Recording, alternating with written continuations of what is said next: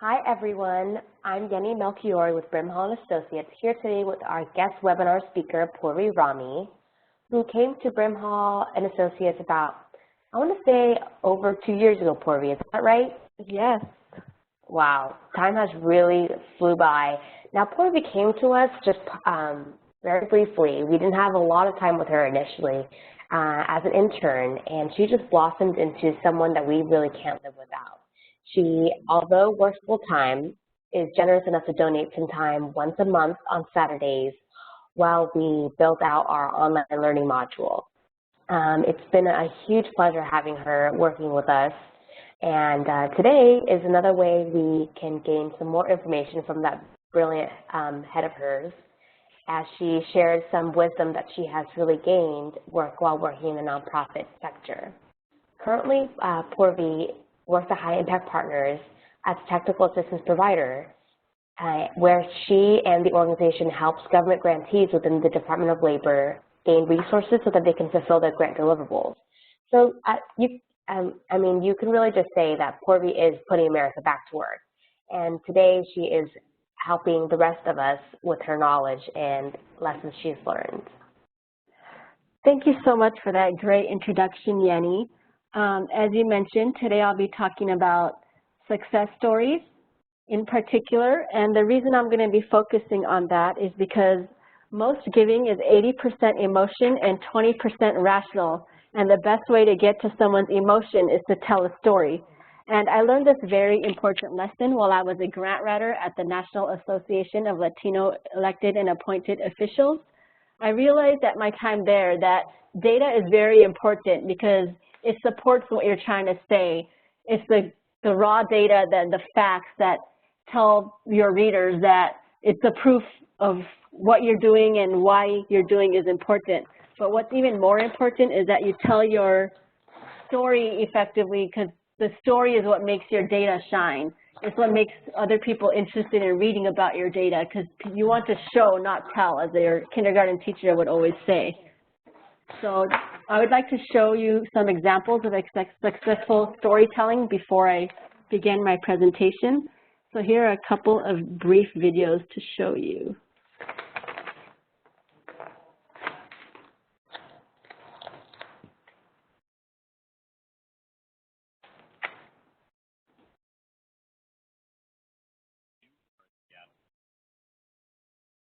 Not be from Seattle, but love everything about this place. You know it doesn't rain here as much as people think, and you don't even own an umbrella. You bring your own bags to the grocery store, haven't seen a piece of styrofoam in 5 years, and your composting knowledge has exceeded expert levels. But you want to do more. You want to give back to your community. People around you are giving back and tell stories about their adventures in giving every time you see them at the local brewery. Yeah, he's actually a rescue. You feel bad. Feel maybe even a little dizzy. You know it's time you do something about it. Well, here's what you are not going to do. You are not going to buy every toy for every child this holiday season. You are not going to prepare dinner every night for the 14.6% of Seattle's population.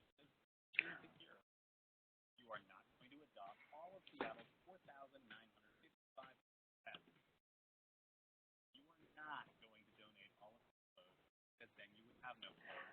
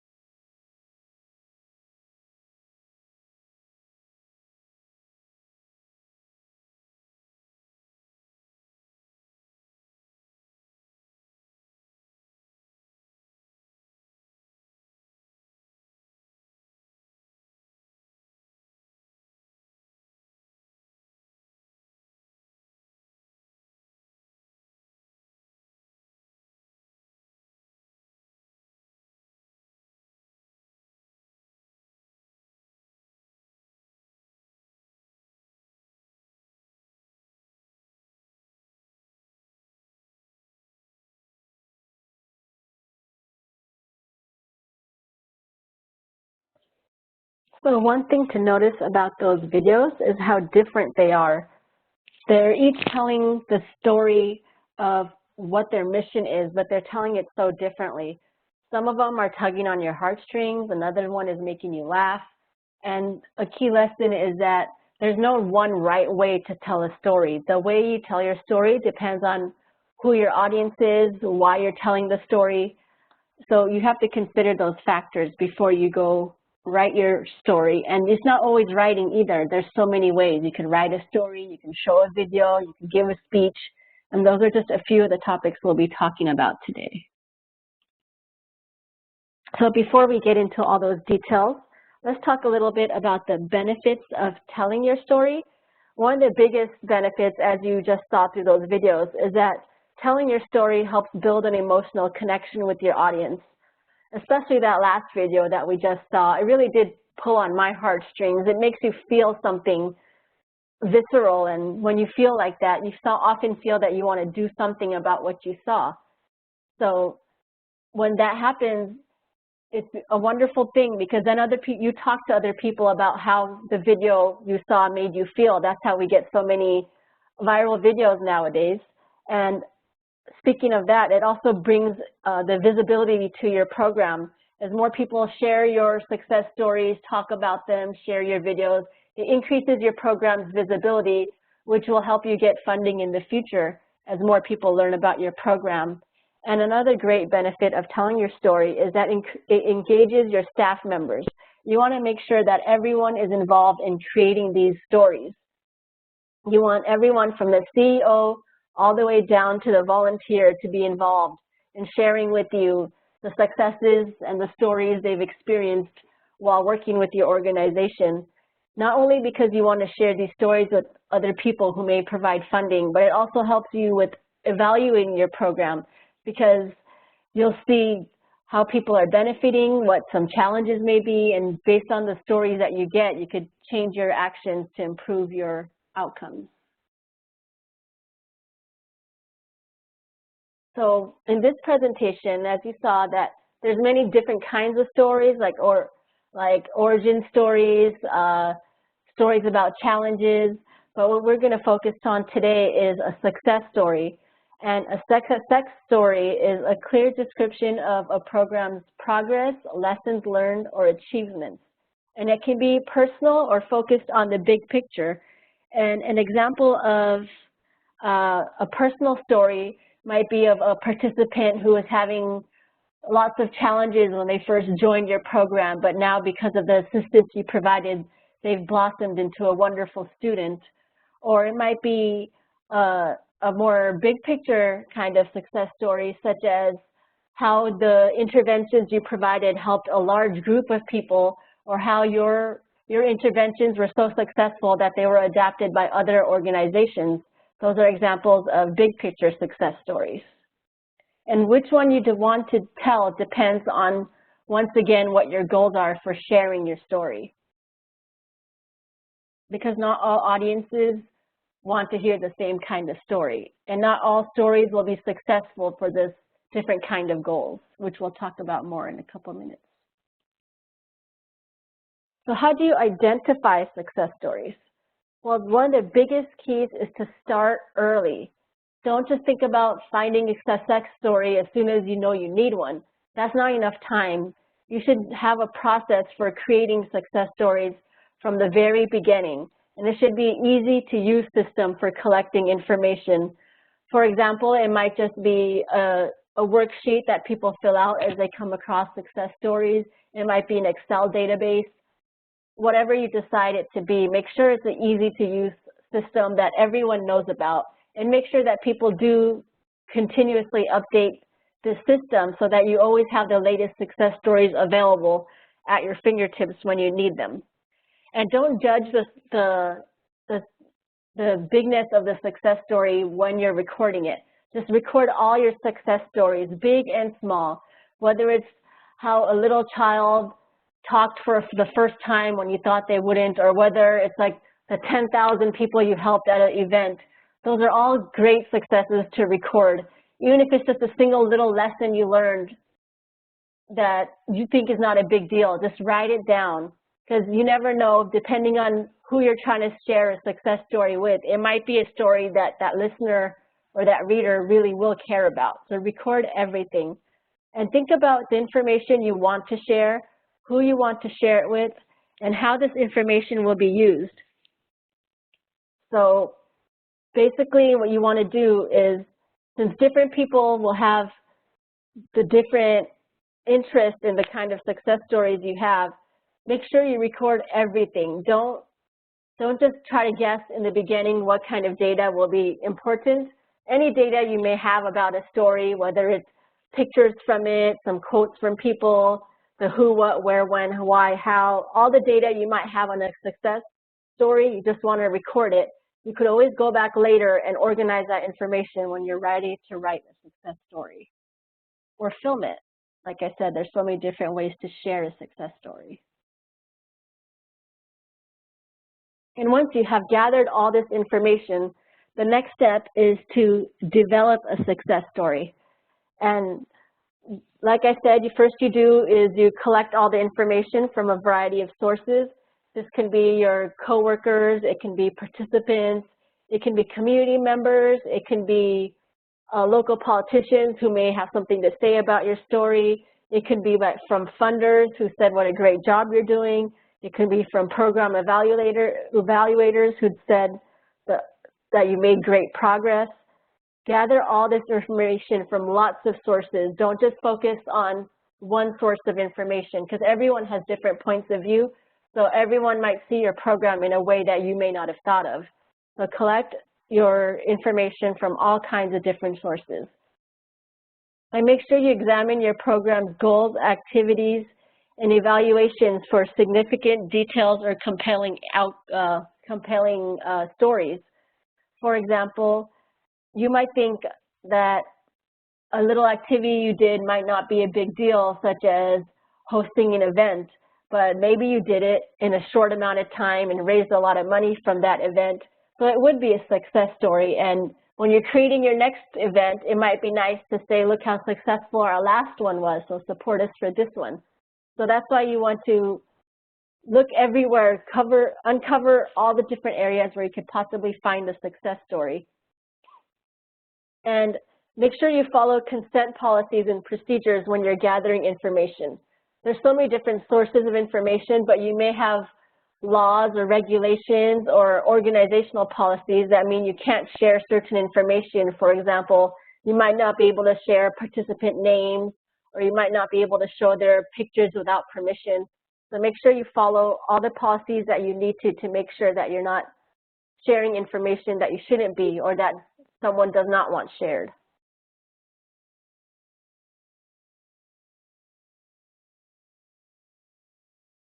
And then when you're ready to develop your success story, remember that storytelling is the calculated release of information. So now you have all this information that you want to synthesize into a wonderful success story, but the information you decide to use in your success story will depend on your purpose of sharing the success story. Like I said before, not everyone wants all the information. A lot of people are only interested in certain information, so you need to calculate who would be most interested in what information and provide them only the information they need in the way that they will be most compelling to them.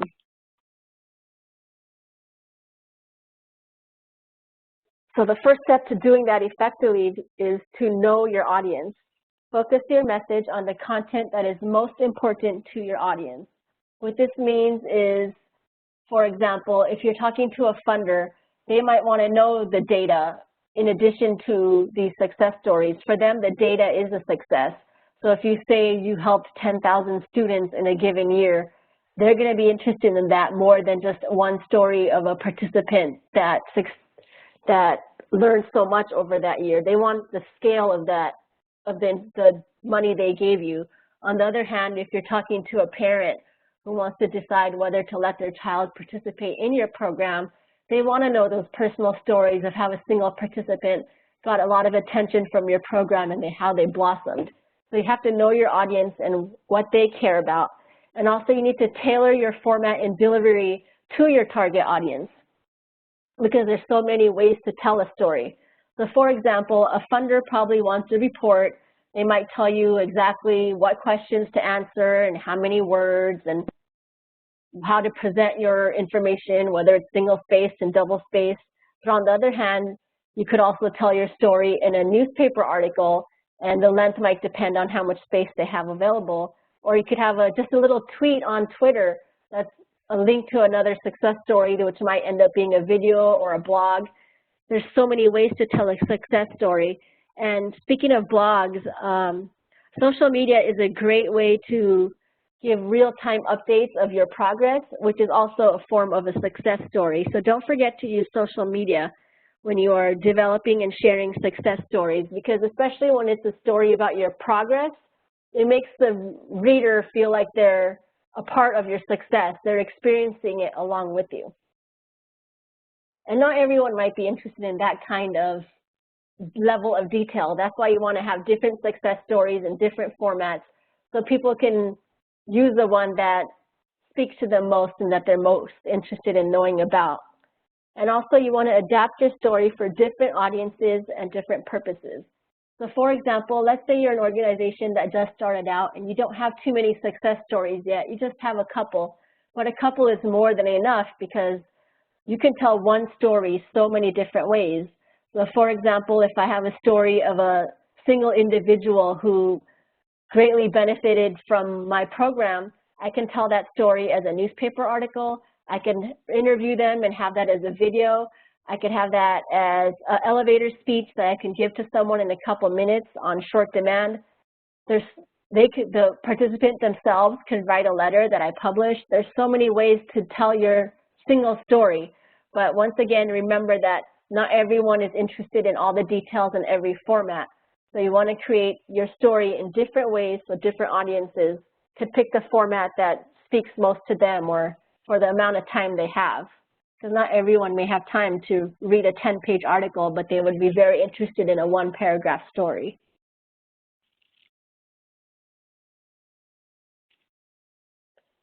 So that brings us to how to create different stories with the same information. There's many ways you can do this, and here's just a few examples. You could emphasize different details. So if you had the success story of a single participant and how they succeeded in your program, in one story you might focus on the details of the individual and how they were before your program and how they were after your program. In a different story, you might focus on what your program did, not on the individual itself.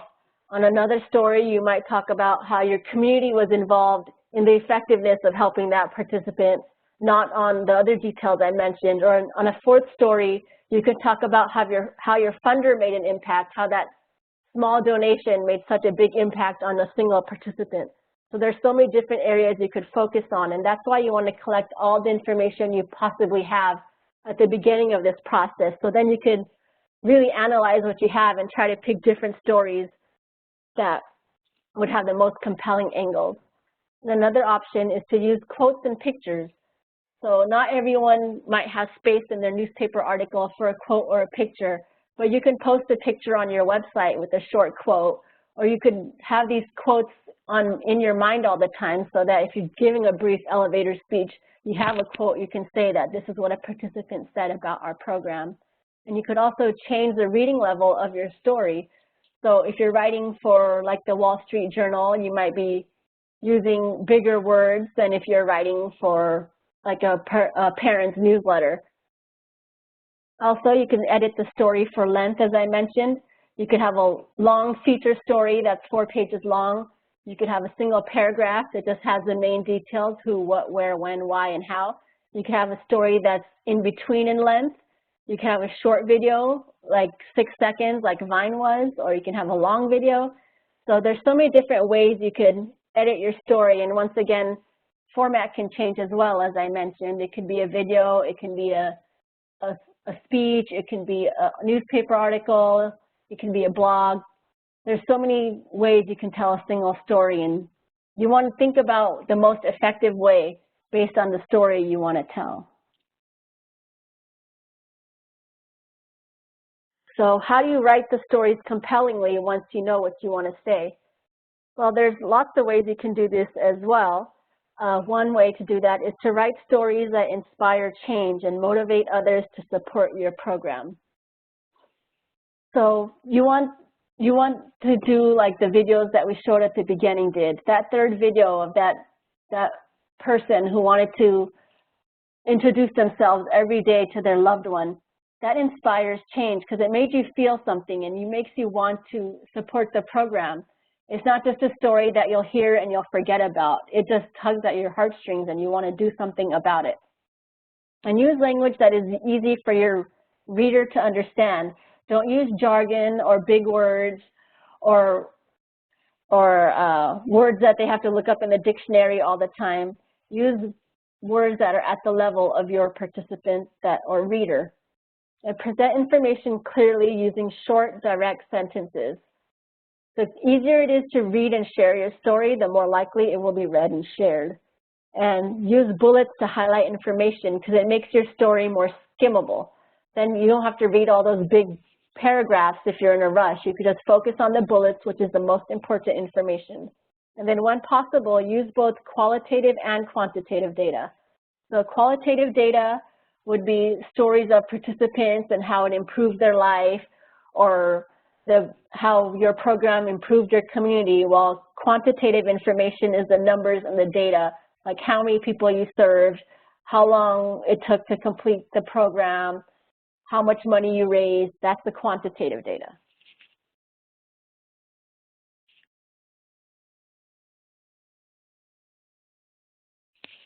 And then always remember that there's tips for writing success stories, and one of the biggest one is there's no right or wrong way to tell a success story. Just follow any instructions that are provided, and make sure you include contact information to make it easy for those who are interested in your story to get additional information. And make sure you give credit to your supporters.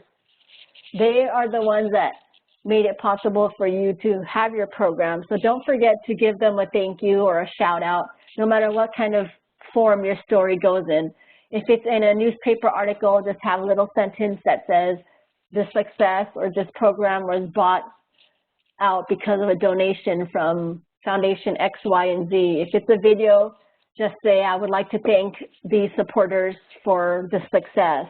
If it's elevator speech, just make sure you have a sentence in there recognizing your supporters. It's very important that people are acknowledged for the support they provide, because when they are acknowledged, they feel more like giving you even more support. And write stories that your readers would want to share. This means funny stories, compelling stories, stories that tug on the heartstrings, stories that they care about. Don't just write a story that no one's going to care about. And have several success stories ready at all times. So as I said, you may not have too many stories to share, but write them in different ways and in different formats. So no matter what situation you're in, there's always a story you have that you can share. Just remember, there's no right or wrong way to tell a success story. It depends on your situation and your needs. All right, Purvi. Thank you for that wonderful information. And once you have your success stories, you want to share them. And there's also steps you should take for sharing your success story. You want to develop a plan for sharing it with different audiences, because like I said, different audiences may have different ways of wanting to share their story. So for a funder, it's probably a quarterly report. For the local community, maybe your blog is efficient. For participants, maybe it's a newsletter. But have a schedule and have a plan for how you want to share your stories. And make sure you share your stories regularly so that your supporters have something to look forward to on a regular basis. It draws them into your website and wants them to stay in touch with your organization so that when they are ready to donate, you're still on their mind. And make sure you update your stories as new information becomes available. If you had a story about how a participant graduated from high school with your help, see if you can stay in touch with them and then give an update of how they graduated from college because of your program as well. And make sure you disseminate your story to as wide audience as possible. using all the different methods you can. And communicate your story by whatever methods are most accessible to your target audience. So for example, if your audience does not have cell phones, then text messages is probably not the best way to share a success story. You really need to analyze how to reach your audience and then use strategies that would be best to reach them. And for social media, which is a very important way to reach people nowadays, here's some tips to share your story through social media. Remember to use different platforms that are conducive to different types of storytelling. So if you want to share a video, it's probably best to do it on YouTube. If you want to tell a short story or link to a story, you could use Twitter. Don't forget to use your website. Make sure you keep up to date on the different platforms as they evolve and become popular, so you can make sure you use them so you can stay in touch with your target audience. And develop stories that are target specific audiences across networks. So if you want to reach parents, think of all the ways that parents use the internet and find ways to reach them through their different methods. Go to the websites that they're interested in, go to the ways of contact that they're interested in. If they want newsletters, then give them newsletters. If they're posted online or if they're sent in the mail, you want to think about the different ways to target your audiences across the networks. And leverage multiple platforms by connecting and cross-promoting your pieces of your story. So for example, YouTube might have a short interview with a participant, but then it links to a blog on your website that shows pictures as well, and that links to a story in the local newspaper that was 3 pages long. Just make sure it all connects so that you have like a message that's consistent across platforms. And let your audience share their own success stories through comments, online discussions, interactive websites, and fun opportunities such as contests or promotions that make them want to open up about your program.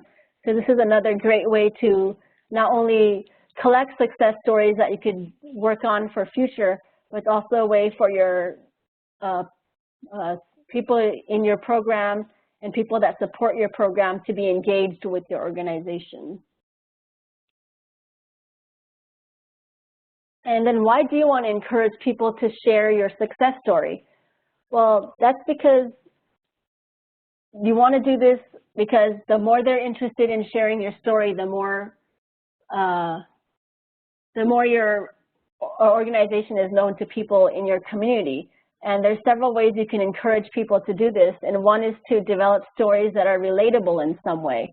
So if you're talking to parents, maybe it has maybe the success story you develop has something that those parents have experienced as well. And you share your success stories on a routine schedule and make sure it's easy to share your success story. So if you wanted to make it easy to share it online, maybe they just use a button to easily share it. If you want them to email your story, maybe when they click the email address, the email already pops up on the screen and they just have to click send without typing anything extra. Find as many ways you can easily share your story as possible. And make sure you include pictures, videos, and graphics to make the information more memorable and more likely to be shared. And of course, don't forget that if you want people to share your story, you have to ask. If they love your program, they will be willing to share your story, but you just have to remind them to do so.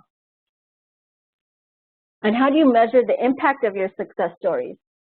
Well, make sure you track it on social media. They have many tools to track the success of their platforms, and make sure you use those to keep track. And develop the impact, determine the impact of your donations. So this means trying to find out how far you can stretch a dollar. So you want to say things like, if I can give you a $1 donation, how many people can you help with that $1? You want to know the impact of donations and find metrics that align with the goals for telling your story. So if I was telling a story about education, metrics that might align with it include the number of graduates, the length of time of the program, how far a dollar went that was given to us by a funder. And then you want to use this information to learn what's working and strengthen your organization's storytelling. So if you see that maybe Facebook isn't the best way to share your story because your target audience isn't visiting Facebook anymore, then you want to change the way you tell your story and where you tell it so that you're reaching them in the best way possible, in the most effective way possible. And before I wrap up, here's just a few resources if you want additional information on telling your success story.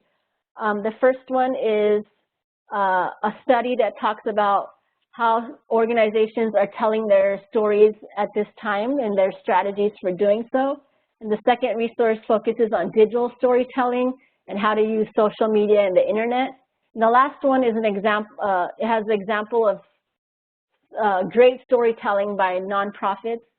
It shows online videos of how organizations did a great job of sharing their story.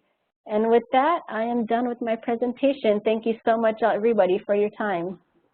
Thank you, Purvi. Wow, you were so in-depth and detailed in your presentation. Thank you so much for sharing all of that with us.